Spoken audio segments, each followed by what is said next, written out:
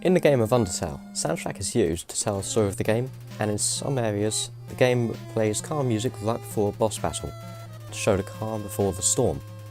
This is especially clear in the waterfall area of the game, before fighting Undyne, one of the most difficult bosses to beat, in my opinion. This is a smart move by Toby Fox, as it lures the player into a false sense of calm serenity before the fight. The music is also playing as you learn about the backstory of the monster underground, and, in a way, to tell the story of the monster underground in itself. This is also used to show the hardships of the monsters as they were trapped underground. This theme plays when you open the game and view the cutscene. This theme works well with the cutscene, which is shown in a comic-like way, as this is done to set up the narrative of the game and show the player a little bit of the background of how you got there in the first place. The soundtrack builds up suspense for the story of the game, and it also builds up determination in players, which is very useful, especially as you're going to die and get stuck on multiple bosses throughout the game, like I did, and many others. This soundtrack is used in the game as you introduce Toriel, who is used as a mother figure for the character as you play. During the start of the game and the true pacifist ending, she is there for you. She is there to try and help you and talk to you on it. The music itself sounds like there's a sad moment or heart-to-heart. This is especially useful in the moment she is introduced to you, as you've basically been bullied by a flower, whom of which Toriel scares off. Toriel then picks you up, dusts you off, gives you a bandage and leads you to safety, ignoring the bit she abandoned you to have to go shopping. She also teaches you one of the core components of the game, how to talk your way out of fights, but also how to get through traps. This song is used for Toriel. It's called Fallen Down, which is also a representation of the fact that not only did she pick you up, but you also fell down a hole in the ground into the monster underground. But she is helping you get up and get ready. This theme is an interesting theme. It's a very laid-back sounding theme which is used for the game's most iconic character, Sans. This theme represents Sans' laid-back nature and yet lazy character, yet it captures his friendliness perfectly with the cutscene he is introduced in. The tune also works with the prank that he pulls on the character with the whoopee cushion in the hand.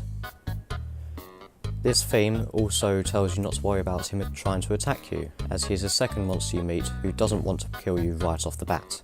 Unless you genocide monsters on your playthrough, that's when you should start fearing him. This works well as you trust the new character, as he doesn't treat you in a hostile way but decides to take you out for food twice. This shows the player that there are certainly friendly monsters who don't want to fight you but want to be friends with you instead.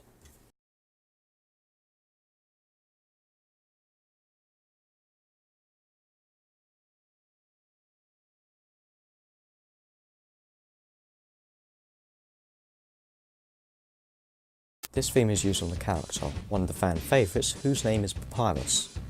This theme is used to display him in a relatively sassy and childish way.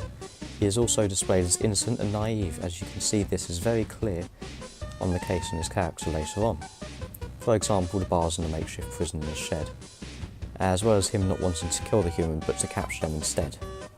Not to mention he is clueless on how to date, as this is seen in the dating minigame. After the player beats Papyrus in the genocide path, he tells the player that he still believes in you, and despite being at death's door, he is still shown as innocent. This makes his death all the more depressing.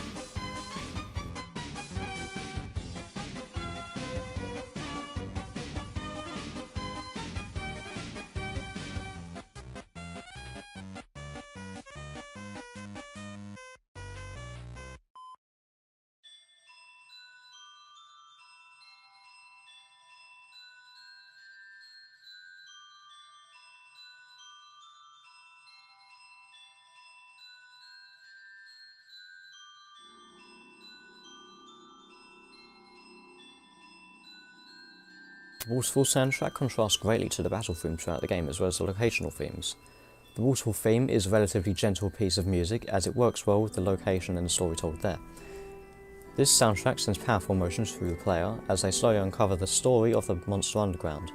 The soundtrack also allows the player to empathise with the monsters underground and its inhabitants, as you learn the reason why they are locked underground from their point of view just adds more power to the soundtrack and builds up more guilt to the player as if they were on the genocide path, as you're practically genociding a civilization that has nothing at all apart from each other.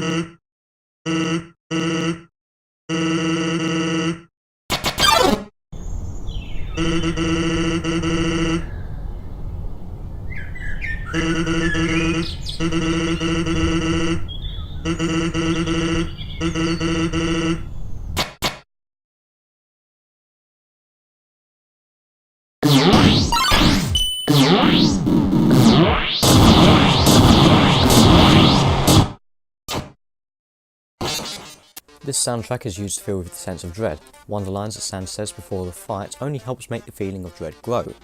Here's a question: do you want to have a bad time? This line alone, with the lack of soundtrack, sends chills down the player's spine as the battle commences. As you're put into battle and Sans starts talking to you, you're greeted with a strange line. It's a beautiful day outside. Birds are singing, flowers are blooming, and days like these, kids like you should be burning in hell.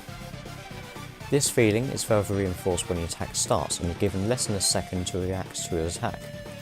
Fear is further heightened by the soundtrack, which starts playing after the attack finishes. This is also used to induce fear and shock into the player, as you never know how difficult his next move will be unless you remember the sequence of moves from other playthroughs. This music sounds both amazing, yet you know to fear it when it plays in the game, as you know that you're going to have a bad time. During the Sans fight, one of the lines of dialogue in the text box says, "You feel your sins crawling on your back."